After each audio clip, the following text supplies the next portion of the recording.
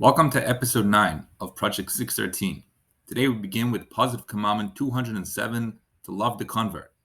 Although we established in the previous episode that we're commanded to love every Jew, a commandment that certainly includes the convert, the Torah added a special mitzvah to love an individual who has taken the pain and the effort to embrace and adopt his new religion.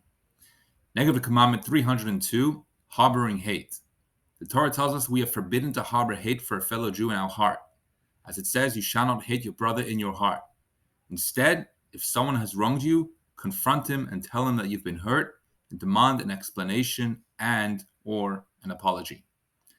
Positive commandment 205, we're commanded to verbally rebuke a fellow who has sinned and to rebuke an attempt to prevent an individual who's about to sin. Now, this commandment applies to everyone, even if the one who has sinned or is about to sin is a great individual. To say that I'm not going to sin when another does as God's concern is actually contrary to the Torah's viewpoint. And if the first rebuke has not accomplished its goal, we must do so again and again. We have to be careful, however, that we rebuke in a pleasant manner, not to embarrass our fellow, God forbid. Included in this commandment is the obligation to rebuke someone who has wronged you, as opposed to silently harboring a grudge against that individual.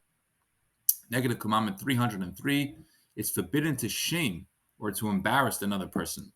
We learn from the verse, you shall certainly rebuke your neighbor and don't bear his sin because of him.